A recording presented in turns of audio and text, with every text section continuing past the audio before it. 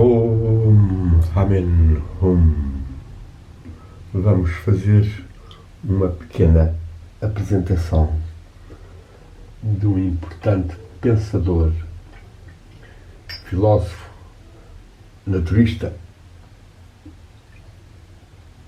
orientalista, yogi, Jacques de Marquette. Viveu entre 1866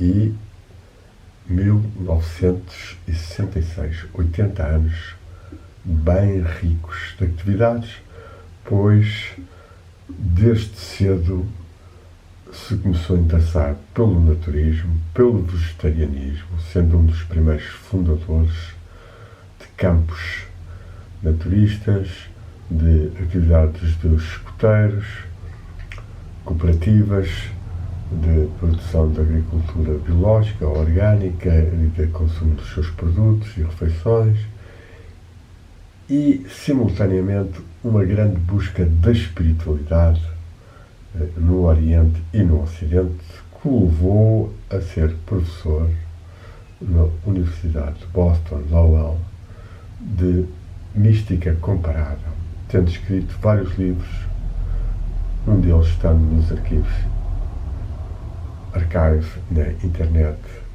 Introduction to the Comparative Mysticism.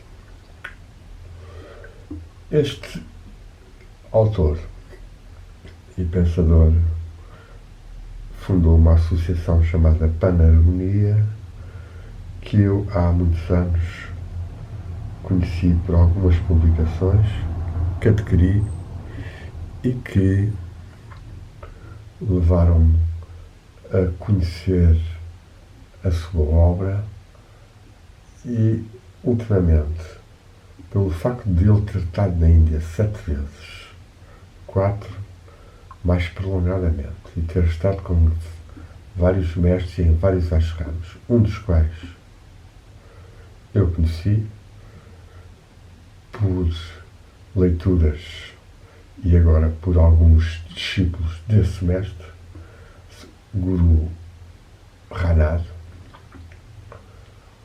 Fui desafiado por eles tentar aprofundar um pouco o ensinamento dele e partilhá-lo em inglês para a revista de estudos comparativos que eles têm na Índia. Ora, Jacques de Marquette dedicou uma das suas obras mais importantes, Da Alma ao Espírito, que curiosamente é o título do livro que eu fiz em 2015 já, e que eu não tinha consciência. É um livro de uma profundidade 1000 vezes maior do que a minha, sistematizada, bem analisada, bem comparada, e chama-se A Alma ao Espírito, ou a Subida, a Ascensão à Vida Eterna, segundo os yogas da Índia, os budismos e as tradições judeo-cristãs. Esta obra está dedicada a 3 dos seus mestres espirituais orientalistas: Ananda Coomaraswamy, Paul Masson Ursel e o Gurudeo Ranad, Ramchandra Ranad. E neste livro tem realmente várias súmulas, vários resumos da sabedoria indiana muito bem feitos, confessando por vezes que parecerá ser isto, parecerá ser aquilo, face aos níveis muito elevados que são tratados por vezes nos textos do Vedanta, das Upanishads e pelos próprios mestres.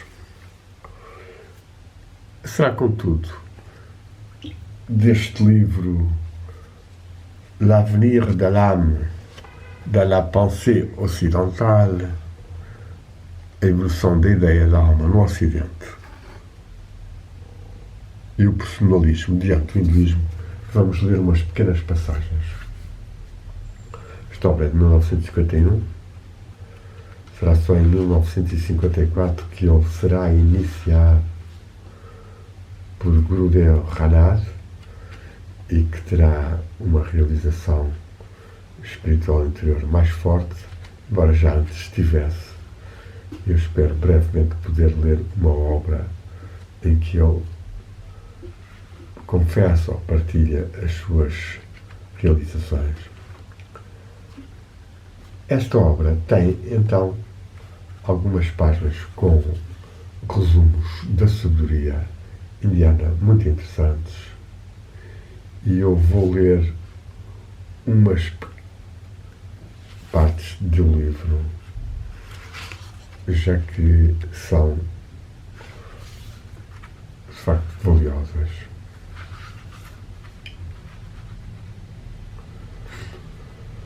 Distinguem-se a organização geral do ser humano, está descrita assim na Shanti Parva do Mahabharata. O Swa, o Si, o ser em si, no ser humano, o Jivatman, é idêntico em natureza ao Si Supremo, o Brahman. O ser em si supremo, Brahma. De lá vem o entendimento ou razão, Buddhi. Do Buddhi vem a inteligência, Manas. E a adição dos sentidos completa o habitante do corpo. Este está constituído pelos 5 elementos. Os sentidos entram, através do corpo, em contato com o mundo exterior e transmitem a Manas, a inteligência, a mente, as suas percepções. Esta inteligência concreta organiza as suas percepções em imagens mental e submete-as ao exame da razão, Buddhi, Rácio, mas também Logos, é uma razão já superior, a qual penetra até à realidade que está na origem destas imagens mentais. Este é o elan do Jivatma, do Jiva, da partícula, do ser em si, no ser humano, no sendeiro, na senda da inclusão no futuro. O Praviti Marga, Marga caminho, Praviti da manifestação, e há depois o Nivriti, que é quando o ser humano retorna ou extingue ou aniquila o seu envolvimento exterior e que nós temos quando morremos fisicamente e para este plano de consciência. Distinguem-se 3 graus na evolução neste senda de experiências sensoriais. Na primeira, a inteligência está submetida ao desejo. Tal, ela desenvolve-se pela procura dos prazeres, e a religião reveste-se de um aspecto elementar. O ser humano só pede aos deuses que lhe dê a prosperidade material e as felicidades de Svarga, um paraíso local e intermediário. No segundo, a inteligência, seja Manas ou mesmo já Buddhi, tendo percebido o caráter precário dos gozos sensoriais, luta contra o desejo, fazendo apelo à vontade. Ishaha, a vontade, a Shakti de Shiva. A Shakti é a energia de Shiva, a vontade de. Muito glorificada é Kali, na deusa Kali, divinizada enquanto destruidora dos apegos ao mundo. Na terceira, a inteligência, tanto já liberta do domínio das paixões, o Jivatma, e leva-se para além da procura dos objetos do prazer para se dedicar ao pensamento puro, na especulação sobre a natureza do ser em si e do não ser. Do não si. Não só isto, claro, certamente. Isto leva ao desenvolvimento de Buddhi, a razão pura, o entendimento superior, conduzindo à sabedoria, na união do conhecimento com o amor que resulta da visão de todo o universo no seio do único, do ser em si, único objeto do amor. A Katha Upanishada 1.2.23 descreve assim esta libertação. A oferta da sabedoria é superior à dos objetos de sacrifício.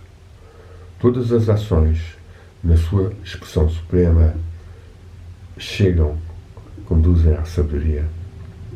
Através desta, tu verás todos os seres, sem exceção, no ser em si e, portanto, no eu.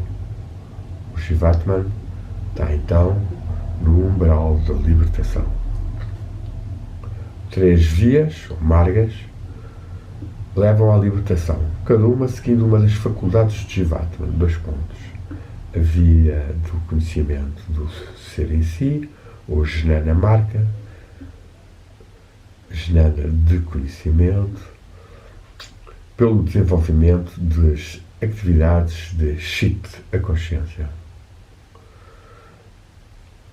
Chit, que é a consciência, é também o pensamento, e que surge na famosa divisão em Sat Chitananda do ser em si. Sat, ser, Chit, conhecimento, consciência, e Ananda, beatitude.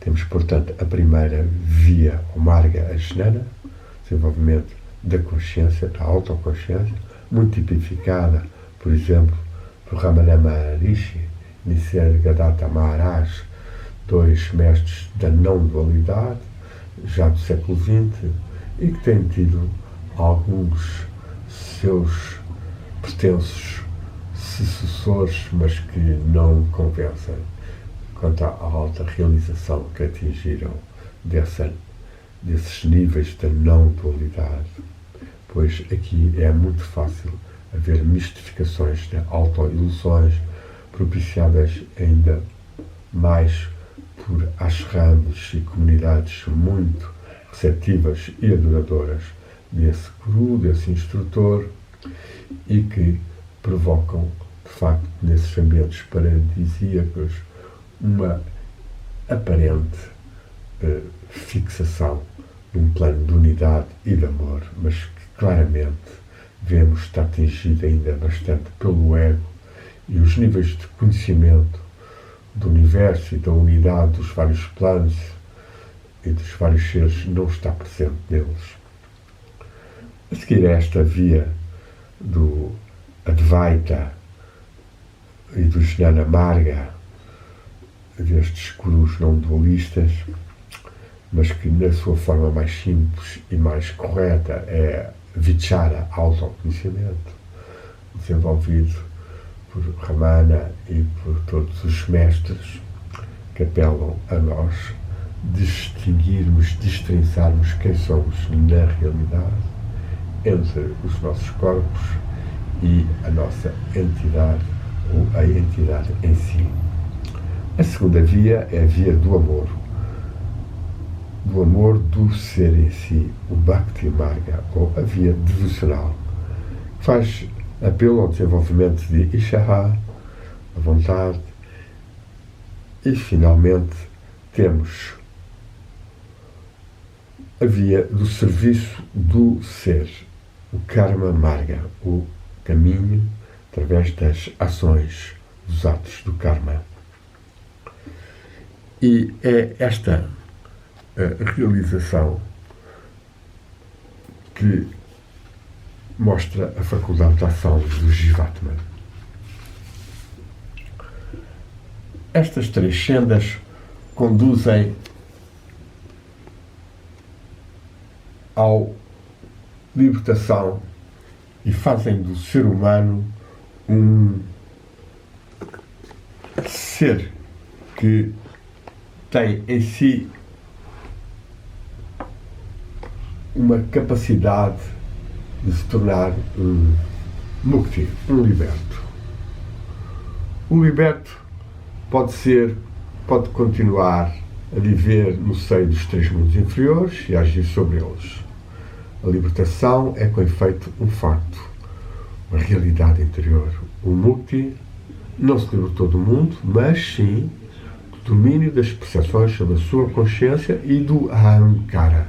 Ahamkara, que é a noção de ego separativa, que deixa de o impedir de perceber a sua entidade com o ser, ou com o espírito, ou com o Atman único.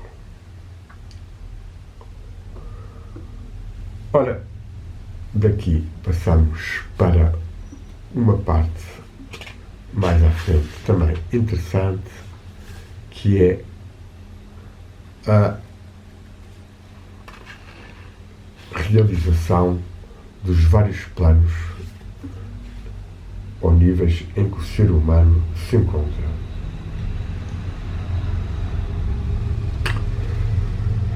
A evolução tem lugar através dos 7 planos de subtilidade crescente que vão do mundo da matéria grosseira até ao plano sublime da proximidade divina.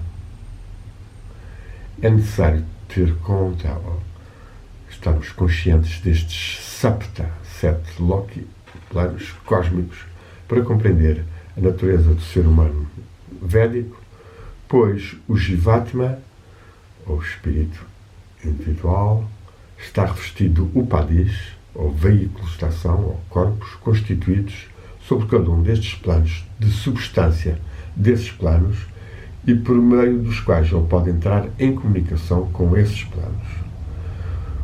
Plotino, o grande sábio grego, introduziu no Ocidente esta noção da correspondência intrínseca entre os aspectos do ser humano. Soma, o corpo, psique, a alma, e nous, o espírito, e as 3 grandes divisões do universo. Estas 3 divisões, e não uma valorização tão grande dos 7 planos, é desenvolvida por bastantes yogis e mestres, e alguns, como Subaral, que auxiliou os começos da teosofia, entrou em discordância com Olcott e com Siné, que exageravam nesses 7 corpos que não seriam tão existentes, para ele existindo, de acordo com as Védicas, os 3 corpos: o corpo físico, o corpo astral e um corpo causal, os quais são usados pelo espírito em si, o Atman. Estes corpos serão denominados na tradição indiana o Stula Sharira, o corpo físico, o Sukshma Sharira, que é o corpo subtil ou astral, e finalmente o Karana Sharira, o corpo causal.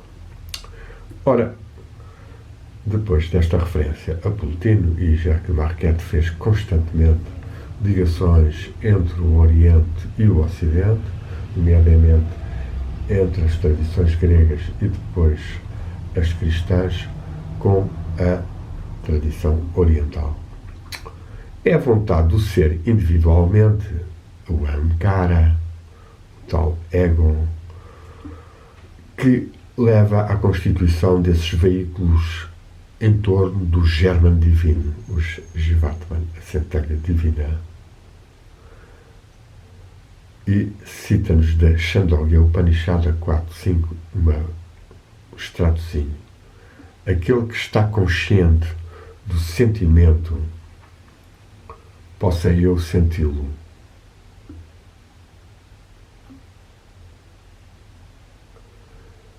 E possa eu sentir o Atman criado no objetivo de sentir o órgão do odor. Aquele que está consciente do sentimento, possa eu falar,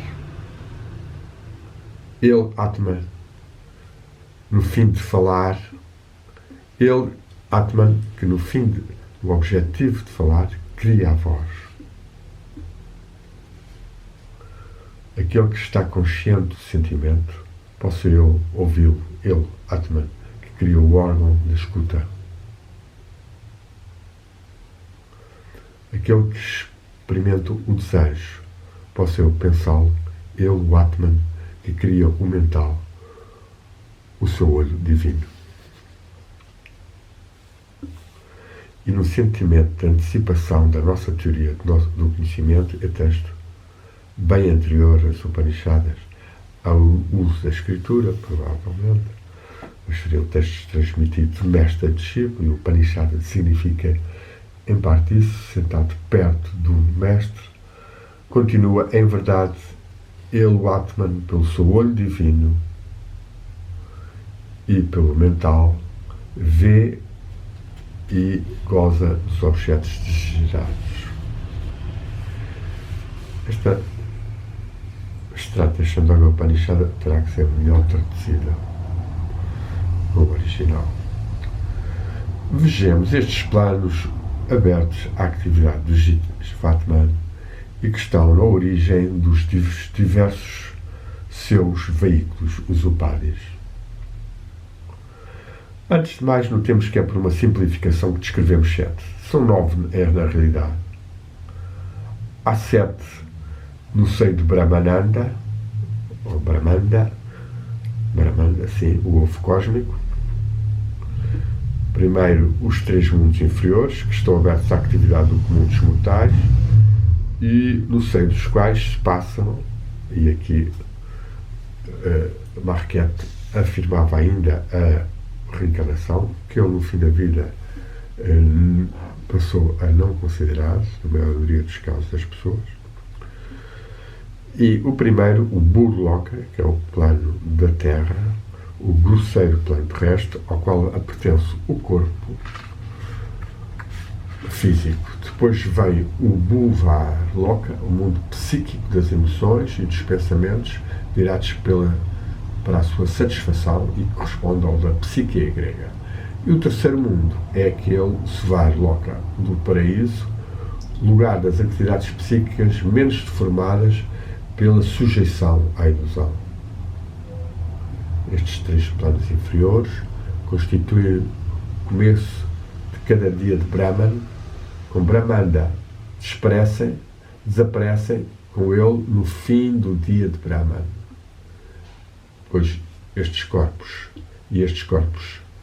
constituídos nestes níveis participam, portanto, do caráter efêmero. O dia de Brahman é o dia da manifestação.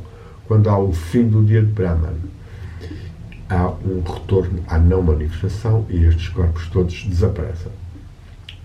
A seguir vem o plano mental superior, o Maharloka, local das operações mentais que ultrapassam as formas para se elevar às leis que regem. Esta é uma explicação, uma caracterização típica de Jacques Marquette, tem a sua própria marca de originalidade, pois para outros não é tanto isso, pois o plano mental superior visa ou tem a capacidade de intuir as formas geométricas, os arquétipos que estão por trás das formas sensíveis e mutáveis e que abrem-nos, portanto, para qualidades e certamente para leis e números e estruturas geométricas. Este plano ocupa uma posição particular. Diz-nos ele, não é destruído na sua essência no fim do dia de Brahman. Mas todas as distinções que estavam estabelecidas são abolidas, se bem que praticamente ele desaparece nos seus resultados. É claro que isto é uma especulação grande dele, a partir de textos hindus e, eventualmente, de alguma influência de esoterismos ocidentais tingidos de orientalismo, qual o da teosofia, mas são níveis que, de facto, as pessoas não têm capacidade de ter consciência e mesmo a maioria dos mestres não são capazes de dominar estes níveis. Depois vêm os 3 planos superiores, sobre os quais o Jivatma só consegue organizar os veículos nesses planos superiores após uma longa evolução, algo que ainda está para vir para a maioria dos seres. E são Jnana Loka, ou Jnana Loka, o plano do conhecimento suprarracional. Tapa Loka, aquele da contenção da potência mental causal. E Satya Loka, o plano da verdade ou consciência, onde a consciência está muito próxima do real, pois chegou ao limite extremo do Brahmanda, onde o Jivatman está prestes a tornar-se um Jivamukti, um libertado. Quando estive na Índia, estive com o Kavi Yoga, o poeta yogi e mestre Shuddhananda Bharati, que nos seus livros fala nestes planos e diz que teve as suas realizações também nestes planos. Estes 3 lokis superiores, compridos no Brahmana, parecem no fim de uma vida de Brahma. Aqui já estamos numa coisa, quando ele estava a dizer uma pequena contradição, já que ele estava a admitir que o que se desenvolvia no dia de Brahma no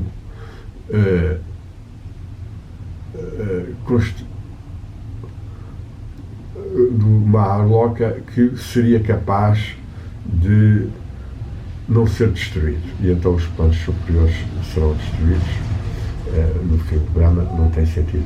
Tanto o Mahaloka como os outros, se somos coerentes com a ideia que há uma não manifestação e uma reabsorção de praticamente tudo, a menos que haja apenas os Jivatmas, mas sem estes corpos a subsistirem dentro do estado de Nirguna Brahman, de Nirguna, de não manifestação, do estado quando todo os cosmos são reabsorvidos no absoluto.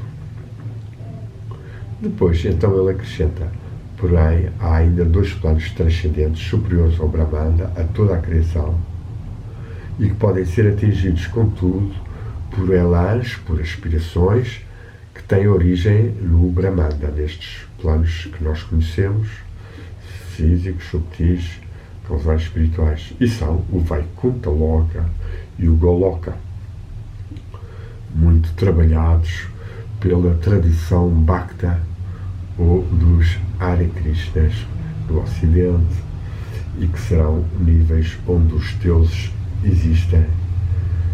O Devi Bhagavata, que é uma escritura Vaishnava, de devoção a Vishnu, Krishna, depois de ter descrito os 7 planos do mundo, e todos estes são constituídos um ao seio do outro.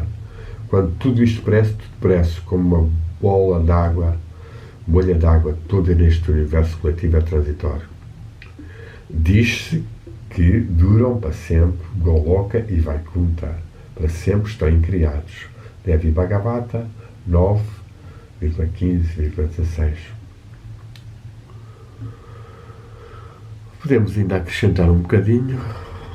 Os 7 planos da criação correspondem a estados de consciência do Criador, e o Jivatman, do Ishvara, e o Jivatman desperta a consciência de cada um deles pela formação dos veículos.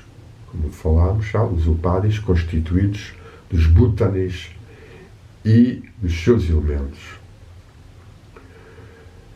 Não é aqui o lugar de examinarmos a parte tomada pelos Tattvas e pelos Pranas, que são os elementos subtis e as energias etéricas subtis, na elaboração destes planos e dos seus mundos.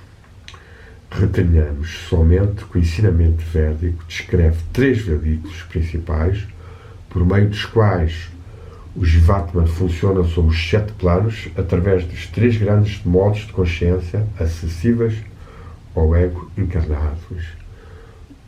E vamos então referir aqui de novo o que eu já referi há pouco. Antes de mais, o corpo grosseiro, Stula Sharira, funcionando sobre o plano terrestre, veículo mais inferior dos estados de consciência, e corresponde ao estado de vigília ou Jagrat. Isto é a teoria dos estados de consciência, ou modos de consciência, os 3 grandes modos de consciência, típico da tradição indiana. Tal modo como o veículo os engendrou. Todos estes estados de consciência desaparecem após a morte do corpo. Depois vem o corpo subtil, Sukshma Sharira, podendo funcionar sobre os 4 planos inferiores, os planos Bur, Bhuvar, Swa e Mahaloka. É o veículo das atividades mentais criadoras, as quais elas correspondem às percepções nesses planos e que já em Mahaloka são independentes de impactos sensoriais. Mahaloka são realmente planos em que é o corpo e a visão espiritual a funcionar e não são impactos sensoriais. É consciência no sonho vulgar ou normal, tal como as intuições e inspirações, as quais estas não provêm da memória, mas do Mahaloka. Temos aqui um pequeno parágrafo bem interessante, em que ele considera que é deste Mahaloka que provém as intuições e inspirações, bem como os sonhos, e não tanto da memória. É claro que isto é discutível, sabemos que há muitos sonhos que são completamente condicionados pelas memórias, a memória do dia anterior, 2 dias, ou então memórias mais antigas, que são acionadas por uma série de circunstâncias e associações, e depois estas intuições e inspirações que vêm de uma Mahaloka, ou que podemos considerar aqui de uma alma mundi, do campo unificado de energia, consciência e informação, que nos seus níveis subtis tem esta designação de Mahaloka na tradição indiana dos planos ou upadis. Depois, o terceiro veículo é o corpo causal, o tal Karana Sharira, composto dos elementos dos planos mais subtis, mais próximos, portanto, da causa única e homogénea de toda a diferenciação. Funcionando a partir dos planos Jhana, Tapa e Satya, estes são os tais planos que referimos há bocado, Jnana, ou Jhana do conhecimento, Tapa, que é do fogo ardente, e Satya da verdade. Ele corresponde à consciência no sono profundo, sem sonhos, onde nada de criado se impõe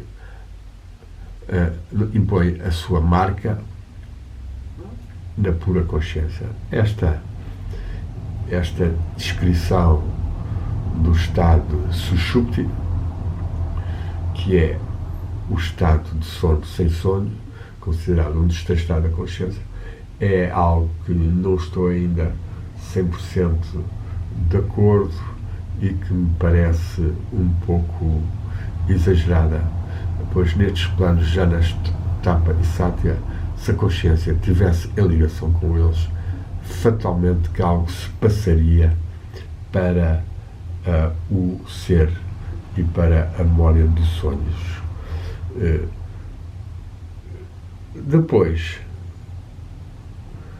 acima destes 3 estados da consciência, os 3 modos da consciência humana, que já falámos, que é Jagrat, a vigília, Svapna, o sonho, Sushupti, o sono profundo, que seria o correspondente ao acesso aos planos Jhana, Tapa e Satya, que são planos de grande qualidade, de luminosidade e de irradiação, e portanto não parece corresponder ao sono profundo. Depois, acima destes, há então o 4º estado, que é o estado Turiya, que é o estado da pura consciência irradiante de Brahman, à qual chega o Jivatman quando está liberto de todo o veículo, todo o corpo, e pela sua passagem através dos 2 planos transcendentes, o tal Goloka e Vaikunta, para chegar até ao nível do Brahman liberto. Isto é uma explicação complexa e discutível. Diz-nos ainda Jacques de Marquette, enquanto o corpo subtil contém em si os princípios eficientes dos diversos órgãos, eficientes ou eficazes ou causais dos diversos órgãos e faculdades do ser humano, o corpo causal, dos planos bem mais elevados e, por consequência, menos diferenciados e distintos, transmite as impulsões criativas e diferenciativas que vão permitir a aparição fenomenal das obras de Maya Karma sobre os planos objetivos. Aqui estamos a ver já o corpo causal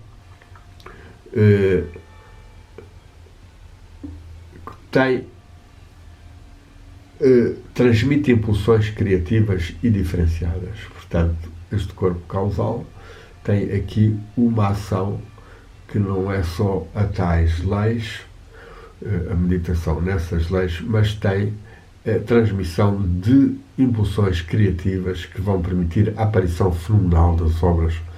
Aqui ele já está a fazer uma visão macrocósmica de ser o nível cósmico do mar, Loka, e do plano causal, correspondente ao Karana, que criam a aparência fenomenal.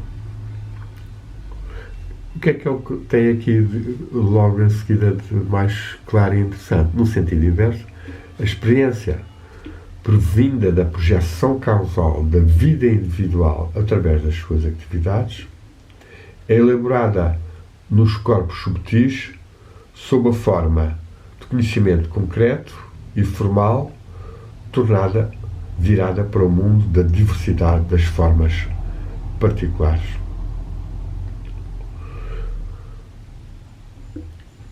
Aqui estamos a ver uma manifestação de criatividade a partir do tal Karana Sharira, que vai elaborar as impulsões, no fundo, as causalidades, as tendências, no fundo, o que seria o nível mais profundo do ser humano e que, na meditação, nos desfichar a quem sou eu, e não sou isto, não sou aquilo, ajudar-nos a ultrapassarmos certos condicionalismos que podemos dizer que serão genéticos, que poderão ser de psicomorfismos transmitidos pelo ambiente, pelos pais, por tudo isto, e que podem estar também associados à existência no mundos espirituais do Jivatmana antes de nascer na Terra. É claro que, se admitimos a reencarnação, mais fácil se torna concebermos essas tendências e impulsos.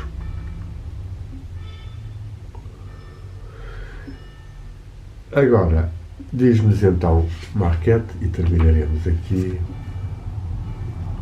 nos seus três aspectos inferiores, exprimindo-se através do corpo, as paixões e os pensamentos práticos, o corpo subtil, Sukshma Sharira, corresponde ao indivíduo da nossa personalidade. Ao contrário, o corpo causal é o local dos aspectos de consciência que não encontram a sua origem na comparação dos elementos diversos dos mundos, na sua diversidade, de disparatados ou diferentes, mas sim na intuição da sua participação às essências cada vez mais subtis da realidade universal. Os sentimentos do belo, do verdadeiro e do bem resultam da percepção intuitiva sobre um dos aspectos do futuro, de normas relativamente permanentes inerentes aos planos superiores da causalidade. Isto aqui é também uma certa originalidade dele, para além de dizer o que também os platónicos, os pitagóricos falavam, que é esta contemplação ou participação nas essências subtis da realidade universal, do que os sentimentos do belo, do verdadeiro e do bem resultam da percepção desses aspectos e das normas inerentes a esses planos causais. Aqui está o aspecto de lei e de norma que Marquette assinala com regularidade nesta contemplação que devemos realizar para acionar e movimentar mais o corpo causal. E aqui ele vai entrar também na sua linha de personalismo, a partir de Paul Janet e de Renouvier, e aquilo acrescenta a grande riqueza da tradição indiana. O corpo causal corresponde assim à pessoa, à persona. Um véu lançado pela individualização sob o esplendor do único não diferenciado e de cada vez mais ligeiro e diáfano, à medida que o Jivatma, reconhecendo o caráter impermanente das diferenças, se desprende não só da sua concepção da natureza do mundo, mas sobretudo do que aquilo que no seu ego ou ahankara o põe opondo aos planos da ilusão de se versificada. Esta aqui é uma parte muito interessante, em que ele equipara a persona não num nível ilusório, mas já há uma individualização muito diáfana, já muito desprendida e aberta e em comunhão com as normas e com as intuições e sentindo o belo, o verdadeiro e o bem.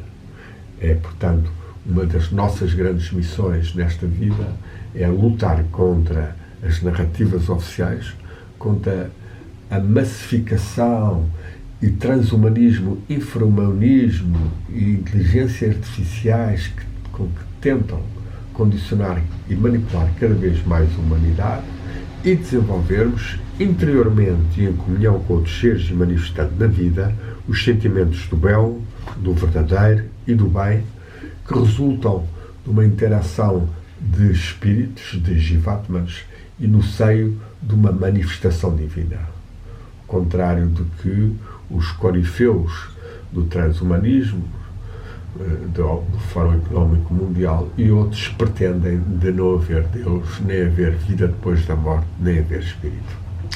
É este trabalho importante que a humanidade e nós próprios temos que fazer, e Jacques Marquette certamente que aplaudiria esta minha inserção da atualização da luta, tanto mais que ele, num dos seus livros muito interessante, que fez, já que ele escreveu vários livros sobre a alimentação, sobre o naturismo, sobre o vegetarianismo, sobre a necessidade de uma agricultura biológica e orgânica. Este livro de Unza Os Yogi, e que tem na capa este mestre no Bodham, ou seja, na peregrinação a pé, na caminhada a pé, no dom, apelo ao dom da terra para ser trabalhada corretamente, e que é Vinoba, e que ele conheceu, tanto mais que esteve no ashram de Gandhi, e que eu também conheci da primeira vez que estive na Índia, em que comunguei no seu ashram alguns dias com ele, já que tinha o conhecido também através de Shantidas Lanza del Vasto, que era um discípulo de Gandhi e de Vinoba, e que escreveu mesmo La Pèlerinage aux Sources sobre as suas viagens, e que foi recentemente traduzido, e que pela Helena Longroiva, já falecida, que seja muito iluminada, muito amiga da outra discípula também já partida, a Manuela Lourenço, muita luz e amor para ela também, tal como para o seu marido, Manuel Lourenço, expert em budismo e num certo tipo de filosofia moderna, e que foram seres que trouxeram para o Ocidente esta mensagem. Essa peregrinação às fontes foi traduzida e publicada por João Carlos Marques, e Vinoba foi de facto um dos companheiros e o sucessor de Gandhi, e que é aqui afirmado também por Jacques Marquette. Esta nossa luta contra, de facto, o egoísmo do capitalismo e da oligarquia e do excepcionalismo norte-americano é fundamental, e só isso permitirá uma vida mais justa na humanidade e, portanto, o acesso ao bem e ao amor e ao conhecimento para mais seres, e não haver uma submissão ao dólar corrupto que é impresso de uma forma completamente desequilibrada e injusta para todos os outros governos que se veem aflitos com a inflação e com misérias perante o excesso doido de dívida pública dos norte-americanos, e que assistimos neste momento a essa luta por uma sociedade multipolar, multicultural, multilateral, com as suas moedas em trocas não subordinadas ao dólar inesgotável do tio Patinhas, agora feito para subsidiar armamentos ou golpes de Estado ou comprar governos como na Turquia ou outros por todo o mundo. Vamos terminar com uma breve oração aos mestres espirituais para que eles nos inspirem. Om Brahmanandam Paramasukadam Kevalam Shnanam Murtim Tantatitrum Yaganasadrisham Tatvalam Maksyam Laksyam Ekam Nityam Vimalam Ashalam Sarvata Shivutam Trigunarayitam Satguru Tam Namami. Possam as bênçãos de Ananda Kumara Swami, Ulma Soncel, Guru Ranat, Jacques Marquette, Vinova, e a comunhão com as almas referidas da Helena, da Manuel Lourenço e de outros seres como Paul Janet, Renouvier, inspirar-nos. Demos graças profundas. Possa a luz do Espírito, a luz da estrelinha do Espírito, da centelha, afirmar-se em nós e brilhar e irradiar, e possa este texto, que exige uma certa leitura interlinhas, ou seja, parar, volta e meia a gravação e ouvir interiormente e meditar e cogitar, inspirar alguns seres. Demos muitas graças, que a divindade e a verdade se afirmem mais em nós e na humanidade, harmoniosamente, fraternamente, sem guerras, nem opressões, nem massificações alienantes, nem novas ordens mundiais absolutamente artificiais e infra-humanas. Temos graças que a Terra Sagrada e as suas forças, por uma agricultura biológica, por comunidades fraternas, por famílias com amor, com pessoas verdadeiramente justas, verdadeiras, em amor, possa avançar um pouco, que seja, e resistir às forças tão destrutivas que nos ameaçam. Luz e amor, luz e amor, luz e amor. Om, Om, Amen, Om.